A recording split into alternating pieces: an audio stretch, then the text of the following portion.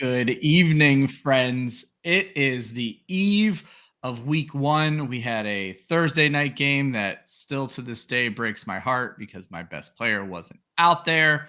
This is the Massland Football League. I'm Ryan, owner of the Part Time Ninjas. With me, Dan Metzger, Dancing Squirrels. Dan, how are you doing this evening? Great. I've been doing great since Thursday. I don't know why. It's like something kind of happened Thursday. It's something. I mean, so what's wrong with you? Why are you so upset about Thursday? I don't understand. Well, you say great since Thursday. You were great since basically Tuesday when you heard he got hurt in the first place. So, He's from Ohio. I thought he'd man up and play, but hyperextended knees, man. What I found interesting about the whole thing, the second it was announced he probably wasn't going to play, the point spread in the game dropped by a full point, which is enormous for a non-quarterback player. And that's they lose by 1 point. So pretty fucking funny how that all went down. So yeah. but It's yeah. like bonus. I'm a Bengals fan. The Chiefs lose. You don't have Kelsey. It's a great day. Yeah. Not that great. I don't know what you're talking about. Before we get into everything, and man, do we have some trades to discuss, and then we'll obviously talk about rivalry week. Waivers have passed, so we have not discussed specific types of waivers, but fastest fingers dead again. Hopefully, it stays dead this time. Or I mean, I don't really care one way or the other. I have more time than all of you guys, but fastest fingers dead. Dan, how do you feel about it? If you remember back, I was the one that I love fastest fingers. I think you should be rewarded for paying attention. But we're getting older. People have less time. I'd rather do what's best for the league than what's best for me. And I feel I the love league is that. better if it's more balanced and fair for everyone that maybe doesn't have as much time. I love that Rob is on this crusade of hate against fastest fingers when he was the original commissioner of this league and got us started with this fucking thing. So it's on him, but he'll That never was so take that long ago. ownership. So I long doubt he ago. even remembers what it was like to be the commissioner. He might even Yeah, remember that he was the commissioner. I he doubt may he not watched even. it, so I don't know if he'll even know we Yeah, I don't discussed know it. if he said he tells me he tunes in for his team and then just tunes out immediately. So he's very Disappointing, selfish. Rob. Yeah, come on, Yeah, man. support the league, you prick. All right, guys. Some trades went down pretty much immediately after the show. The first trade went down, and it was nuts, like beyond bananas nuts. Steve Horvath and Taylor traded. Horvath acquires Josh Allen and Justin Jefferson. Taylor acquires Tua Tagovailoa, Jalen Waddle, and Najee Harris. Taylor also acquires Horvath's first 6 picks for his final 6 picks. Dan, from our previous conversations, we have differing views on this trade. I think Taylor wins big time in the grand scheme of his organization. If you look at this trade as obviously Josh Allen to Tua Tagovailoa a step back, I almost look as the picks as just fixing that gap because I think Jalen Waddle and Najee Harris for a team that's looking to compete this year and needed a running back, I think Waddle and Najee Harris for Justin Jefferson is not that far off in value. I disagree. I think Justin Jefferson has way more value than those two. I'm not a big Waddle fan. He does he if he's on a different offense where he was the number one, I would absolutely be all about it. But he has games where he disappears too much. When you have the opportunity for Justin Jefferson, not to mention the fact that he traded away an entire draft to get Justin Jefferson. If you put that in the fact that he had given up all these picks to get him, to not draft, to then just trade him with where he's even played a single game for him, blows my mind. Yeah, definitely strange. And I mean, Jefferson beat Waddle by a touchdown per game in just regular PPR scoring last year. And Jefferson wasn't even that prolific of a touchdown scorer. So there's a lot of things that could go one way or the other with it. But for the future of Taylor's franchise keepers and what he has in the draft next year and what he could do with those picks and trades this season, I'm okay with it. Oh, those picks will not be made by Taylor. Those will be Yeah, traded. that's fair. Probably That's fair. during this actual episode. Yeah, well, certainly afterwards, since everybody waits to hear what we say and then makes trades. And then personally, I think you and I both fucked up just throwing it out there. We traded running back depth for upgrade at wide receiver. You got the better upgrade at wide receiver, but you gave up the much better running back. So you bring in Chris Olave, I bring in Tyler Lockett. I'll let you talk about Olave. For Lockett, for me, I did not have in my own rankings a top 25 wide receiver. I needed to get my hands on that. Lockett saved my season last year. I'm hoping he pulls it off again this year. That was the basis of my trade. I love Olave, young receiver, put up big numbers last year with terrible quarterback play. I think he had a big upgrade going with getting Derek Carr with the Saints this year. I think he could have a monster year. I really like him. I had a lot of running back depth. Damian Pierce, while I do like him, I think he can be solid. He hasn't shown me that he is one of those top notch, definitely going to be around guys for the future. Like, I mean, they brought in Singletary, that made me nervous. To be honest, if it wasn't for Jerry Jeudy's injury during training camp, I would have kept Jerry Jeudy and threw Pierce back into the draft. So just looking, interesting to me how much you're on Olave and off of Waddle. Waddle beat him by 2 points per game last year. So, but again, it's the wide receiver 1 versus wide receiver 2 thing. So I guess it can go either way with that. You're also comparing someone's rookie year to Waddle's second, third year? Second year. Second year. If Olave doesn't beat Waddle out or Waddle's numbers from last year this year, then okay, I'll hear you out. But I was gonna say no, I like Olave as well. I brought it up to you right away. I didn't want to trade running back depth. It was the fight I was having with Taylor the entire time. I don't like trading running back depth. And he was essentially forcing it for me to get any sort of wide receiver out of him. And then you did it first, right? Or no, I don't even remember who your trade went through first. Regardless, I don't like trading running back depth. I don't like either one of our trades. Don't think it was the right move for either one of us. So, guys, it is rivalry week, and the rivalries are out there because it's the person you know best in the league or you've known longest in the league. Last year, it was because 2 guys had the same name. I have fun with the rivalries. Usually, I don't plan on changing them, but when people drop out of the league, it forces them to change. So this is the person you're going to play in week 1 and the person you're going to play in week 14. And then in the middle weeks, you will play each person in the league 1 time. This is the only person you're going to play twice in the league.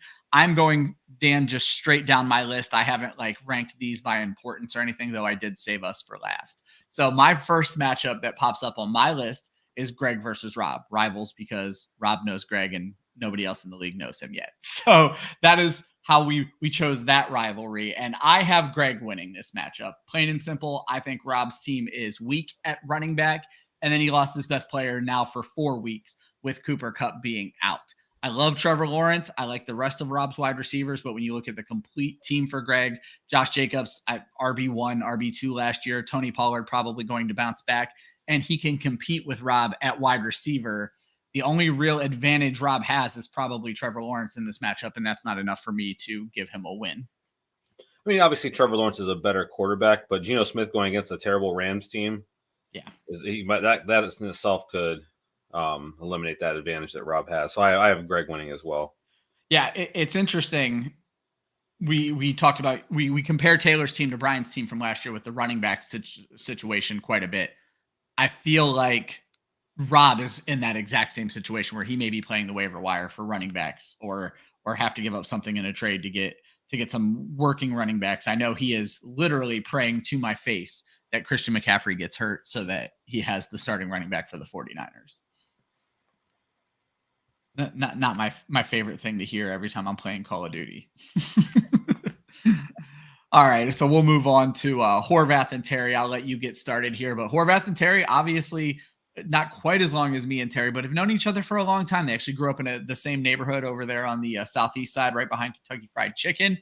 That made the rivalry where I had to break up some of the rivalries when Brian quit the league again. So I'll let you talk about this matchup first, Dan. Brian always killing us. What's funny is I actually had Horvath winning before adding Justin Jefferson and Josh Allen, so I definitely have Horvath winning now. Again, I have Terry's team won the championship. I like Terry's team. But I think just Horvath, especially with the additions there, will help him. I'd love to hear how Horvath's feeling about Pacheco right about now. Only getting 8 carries. The 4 catches saved him, but yeah, the PPR definitely saved him, and it wasn't even what he was expected to get. I also have Horvath winning, but I will say, when I thought we were doing this as one enormous episode last week, I picked Terry to win this matchup because I thought Terry's guys were a little bit more proven, whereas we had to learn some things about Horvath's guys, but the Josh Allen, Justin Jefferson thing definitely flipped me over there. The other thing is the matchups for those wide receivers. The Giants, not great against the pass. Tampa Bay, not great against anything. And then Calvin Ridley should beat up on Indianapolis. What I found interesting about Horvath's team is when I was scrolling through looking for teams where maybe I would make a different start-sit decision, I was like, oh man, he lost Christian Watson, but with his team, it doesn't even matter that he lost Christian Watson. Like literally he can take an L on wide receivers and just keep moving on. The depth there is ridiculous. I love Terry at running back, Austin Eckler, Derrick Henry. I won't be surprised if they're RB1, RB2 this year or this week.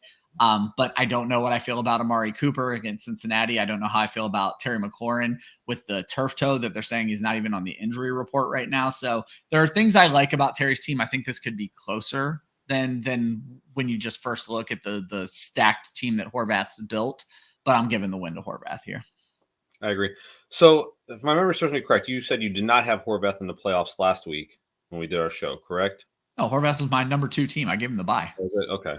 Yeah. What was our difference then? Was Terry? Terry was the difference then. Terry was, you have Terry in the championship. I don't have him in the playoffs. Okay. So, yeah, I have him as one of my fighting teams. I have Rob P making the playoffs over him. And then we talked a little bit about the trades. Taylor moved up into the fighting spot by going out and getting a running back. He needs Jonathan Taylor to play. There's nothing more important than Jonathan Taylor coming off of the PUP, because let's not forget, we know Cooper Kupp is likely to come back in week 5. We don't know Jonathan Taylor is coming back in week 5, and that's a worry for Taylor's team. But I guess that's a worry for actually the next matchup, as it would be. So we have little Stevie taking on Taylor Cousins here. I just put them against each other to make things make sense.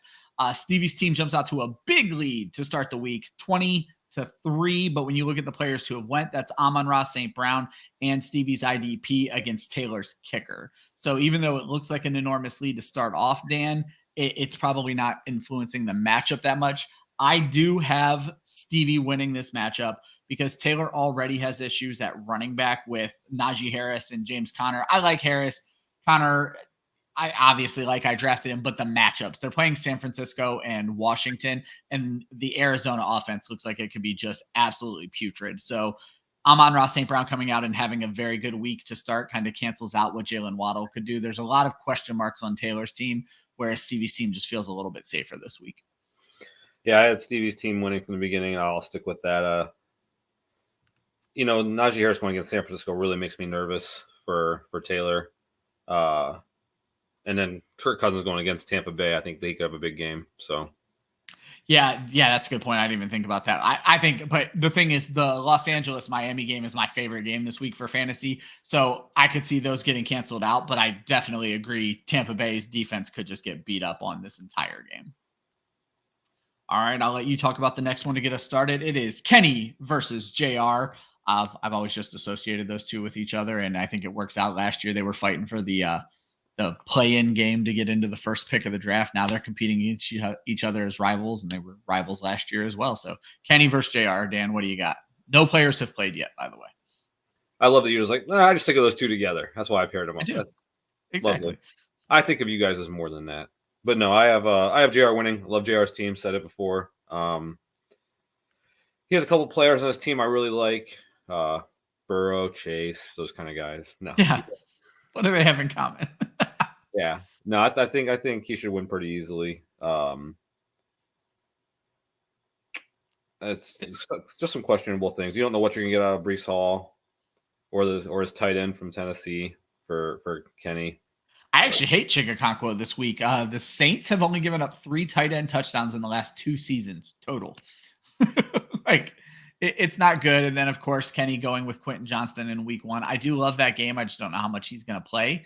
JR's running backs are super questionable with Madison and Rachaad White. His wide receivers are so good, it just doesn't matter. Jamar Chase, Garrett Wilson, Mike Williams, and then just like Horvath's team, Brandon Ayuk sitting on his damn bench. There's so much depth that he has at wide receiver that's just better than what other teams are able to put out there right now. So even though if I give Kenny an advantage at running back, JR takes that advantage supremely back at wide receiver. Now, after his rookie year, Joe Burrow has struggled against Cleveland, Dan. Is there any worry? Week 1, no preseason, coming off of the injury. Could we see bad Joe Burrow this week again? So first, I think Madison's actually going back to that whole they're playing Tampa Bay thing. I think that he should have a big game. I think Madison is the most average starting running back in the NFL right now. Last 2 seasons has not crossed 4 yards per carry as a backup, which is when you should be getting well over 4 yards per carry. I think he's mid and bad. Okay, we'll see. Do I have any worry about Joe Burrow and the Bengals tomorrow? No, I don't. He's still going to put up fantasy points. He hasn't in the last 3 matchups. I don't have the numbers right in front of me. I had to look it up for another show. In typical 6-point scoring, he averages 17 points, whereas most quarterbacks in 6-point scoring average about 24 points. So in our league, it would be very not good.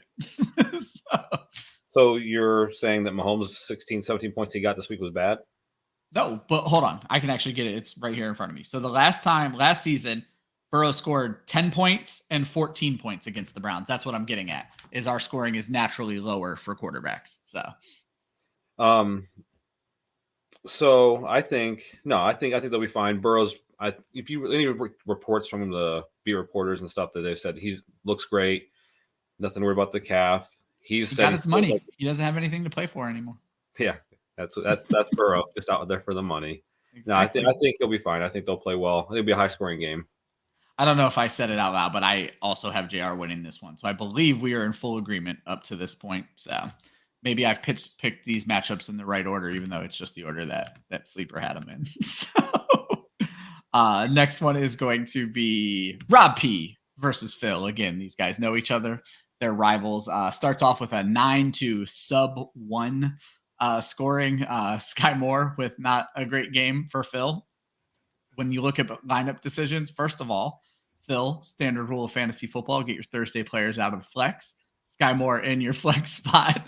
And this was the one where I looked. I don't know if I would have started Sky Moore over Jackson Smith and Jigba when I heard that Njigba was going to be healthy, Dan. I didn't care for that whatsoever.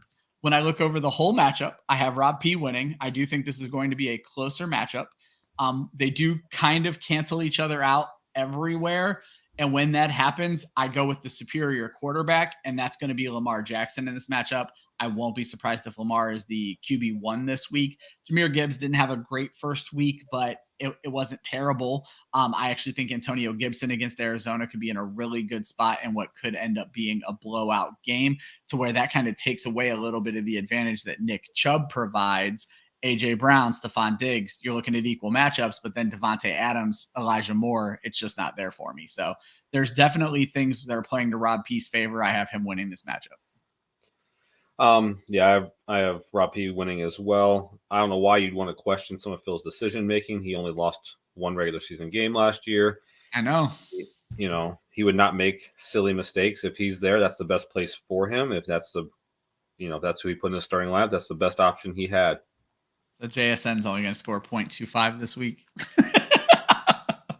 I believe it. I believe in Phil. What's funny is I didn't even realize that 0.27 was a score a wide receiver could have until you see 0 catches and a 4-yard carry. Before we switched to fractional scoring a few years ago, that would have literally been a 0-point week for Sky Moore, because we used to not do fractional scoring because we were masochists and wanted everything to be as hard for everybody as possible. I'd love to hear how Rob P's feeling about Gibbs and him only getting 7 carries for the game. It's interesting because I'm more concerned about the targets, that I thought he would have seen more targets in this game with the lack of wide receiver depth they have. And so the fact that he only caught 2 balls on 2 receptions is the bigger concern for me than the 7 carries, because DeAndre Swift was a top 24, 25 running back last year for this team on 99 total carries. So if you take 7 times 17, that's actually pacing way better than what DeAndre Swift was looking at last year. Well, I think that there are people that went with the belief that because the Lions took a first-round draft pick, number 6 overall, I think, or 7 overall, running back, that they were going to really give him the ball. And now it's like, maybe this is just their system. Hey, we're going to give one guy this many, we're going to give the other guy this many, and it's just the way it is. Yeah. So Rob's chiming in the chat saying it's upsetting because Gibbs is clearly the more explosive player. And I'll give you that. Gibbs just looked fast every time he touched the ball. But I still think Montgomery looked like a damn good running back in that matchup. And I think the Lions are set up for a good season.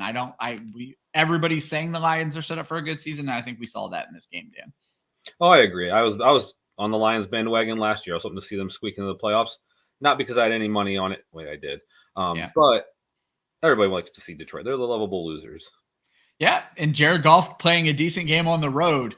If you guys want to go look at some insane stats, go look up Jared Goff's home stats versus away stats last year. especially the touchdowns. He threw like 20 more touchdowns in the 8 games that he was home versus away. Before we get into our matchup, Dan, it's Darren versus Eric. Obviously, Darren brought Eric into the league. Eric replaced Xavier, so it was easy just to slide this rivalry in. I'll let you go ahead and get us started on this one. I have Darren winning this one. I think this will probably be the closest matchup of all the games. I think this is going to be a tight one. I just think that at the end of the day, I trust Jalen Hurts to have a better fantasy day than Aaron Rodgers. I think that's just going to be the difference in their week. Oh, I disagree completely. I think the only place these two teams are close is RB2 because I question Darren's decisions at RB2. I think Darren beats him at every position down the board. I think Darren could probably run away with this one a little bit. I was looking at this. Even if Darren didn't start a defense, I think he'd be fine. I don't think he's worried about the lottery pick there. I will bring up his RB2. I have Darren winning the matchup. Are we ready to believe in DeAndre Swift with all the rumors of the backfield there? When you have opportunity to start Raheem Mostert, who should very well be the lead back for Miami. Darren's a big Dolphins fan. You have Samaje Perine, who should be splitting time pretty evenly, maybe with Javonte Williams. A.J. Dillon, who will certainly be splitting time evenly with Aaron Jones. And Chicago's one of the worst rushing defenses against running backs, at least they were last year. I don't know if I would have the balls to start Swift over any of those 3 guys. Yeah, I don't trust Philadelphia's running back usage system that they used last year, that they look like they're going to use again this year. So I wouldn't be starting him. I also wouldn't have drafted him, but it's the best player available. You take him. I don't know I wouldn't feel comfortable until I saw what they were going to do. And then is this Horvath? I think this might be Horvath. It's life with either Lily or Lily. If it's Lily, it's Taylor, my brother. I don't know whose channel this is, but this is Taylor or Horvath, and they didn't like the Chiefs running 3 running backs, or it's just a fan. And thank you for joining the show, but I don't think that it is. But yeah, I found it very interesting that people were ready to write Clyde Edwards-Helaire off before the season, and he was involved in crucial situations. It's going to be interesting to see if they're going to keep running those 3 the entire time. I felt like he was out there a lot. I was quite surprised because there was a lot of reports that they were expecting him to get cut, at some point this offseason. And now there's that famous run. I don't know if you've seen the clips where he followed his offensive line when he had the biggest cutback lane ever. Now, I will say the middle linebacker could have lit him up if he had flown back to the open field. I understand it's not the best look for Clyde Edwards-Helaire, but I was happy to see him get all that play. I saw some actual offensive linemen talking about that play and how he actually made the right read, and he shouldn't have cut back. Yeah, and you want to trust your offensive line, plain and simple. And I think that was the call he made. And so, Dan, that brings us to us. I would say maybe our first disagreement of the season, but it's probably not going to be because I'm picking you. Obvious, I'm happy with what Mahomes did. 16 points in our league, plays well enough, and I think it's going to be well enough to beat whichever one of your 2 quarterbacks you throw out there. Running backs, obviously, we're close. I probably have you beat, but I can't touch you at wide receiver, plain and simple. I see you finally took Puka fucking Nacua out of your lineup, but even if you had started him, I don't think it would have mattered much. I can't keep up with you at wide receiver, and then to make matters worse, unless you get bit by the same hamstring bug that I got bit by, Darren Waller over Luke Musgrave is a big win for you. There's definitely, at least at that position, an injury concern for you, which Christian McCaffrey could save my day if you were to lose Waller. I don't think that you do. You have the right players in at every other position. The Kelsey thing kills me, plain and simple. I needed that edge terribly. I will question one of your startings before I let you talk about how you feel about this matchup. I don't know if I would go James Cook over Javonte Williams. I already knew what you were going to say. I'm not even sure this is how I'm going to start. I don't know what I'm going to do at quarterback yet. I don't know if I'm going to leave Cook in without Williams. I'll kind of see how I feel tomorrow. Okay. I'm picking you to win. I think Christian McCaffrey is going to have a big day. Our only disagreement is us being kind to each other. I'm not doing it. I'm not being kind either. I legitimately, I did the math. I think you win. So. I disagree. I think you end up winning. The Commanders' defense could have a crazy good day against the Cardinals. London could. I mean, you have some guys that could have some big games. Now, you don't like your receivers, but you just not. It's the first week. You don't know what to really expect. But yeah, And like you said, I don't know if I doubt I beat Mahomes. I mean, the fact that Mahomes only got 16, didn't have Kelsey, I feel better. I feel like there's a chance, whereas before I was said there was no chance this week. Yeah, because that should have been 22 and should have been 22 twice. Let's be clear. That's what would have happened if Travis Kelsey was in that game. I mean, I don't know that, but that Rashee Rice touchdown is a Kelsey touchdown. That Blake Bell touchdown is a Kelsey touchdown. Boom. This guy. I know where Mahomes looks, and he was looking for Travis Kelsey. It took him an extra second on that the Blake or the Rashee Rice throw because he thought he was looking for 87. This is why you and I can't be rivals, because you are gonna make me hate Mahomes and Kelsey. Like, I want to like them. You were gonna make me hate them. What's funny is purely because of fantasy football, they are my favorite players. And like it doesn't even matter. Like, they are my absolute favorite players. And it's funny because of you, I hate Burrow. I don't hate Higgins or Chase, but I do hate Joe Burrow because of you. So it just happens that way. It's how it goes sometimes. How do you hate Joe Burrow, though? I don't even have him on my team to even talk about him to enjoy the winning. I've never had him. He's a prick. Oh, get out of here. Get out of here. No, I don't have a problem with Joe Burrow. I have a problem with you, at least this week. Nope. So that is the week 1 rivals matchup. We agree on everybody. So please go prove us wrong. For those new to the league, we play a little game. Drop it in the comments here. Drop it in the comments in the league chat. Shoot me a text. We like for you guys to pick in our league scoring who is going to be the QB1 and who is going to be the highest flex option. And I say flex because that means you can pick running back, wide receiver, tight end. Who will have the highest non-QB score? So I will say mine first, Dan. These come right from my rankings that I put out on Fantasy Pros. Lamar Jackson is going to be my QB1 this week. Austin Eckler is going to be my RB1 this week. And the highest scoring flex. So I got to change my quarterback now. Oh. He took my guy. That's fine. I'm going to take my... You are allowed to double up for those. Dan won't do it, but you are allowed to pick whoever you want when you do this. So. All right. I'm going to go with Justin Jefferson for my flex. All right. And then I'm going to take... I'll take Herbert going against Miami. Okay. So Justin Herbert, Justin Jefferson. I got Lamar and Austin Eckler. If you guys are in the chat right now, you can drop them in the chat. I'll go back and take a look. If you don't want to drop them in the chat, drop them in the league chat, drop them in text message. Dan, any parting words for our friends on a shorter episode? Starting next week, guys, we will recap the previous week and do the following week preview. So there'll be a little bit longer episodes, but this was going to be a short one. I love you guys. I'm sorry, Phil, that Ryan's so mean to you and questioning you tonight. It's wrong. Go Bengals. And Ryan, I hope you lose. Hey, that's what I was going to say. I love all of you guys except Dan. Fuck you, Dan. I hope it all goes well for me. Horvath combining our 2 picks. I'll get this into the show sheet here. Justin Jefferson, Lamar Jackson. So Horvath is hedging his bet against the 2 of us. I absolutely love it. But no, good luck to everybody except for Dan. Hope we have a nice, fun week. Waivers are coming, so make sure you plan accordingly with how you run your teams this year. Good luck, everybody except Dan. Have a good night. Are we sure we want to go with waivers?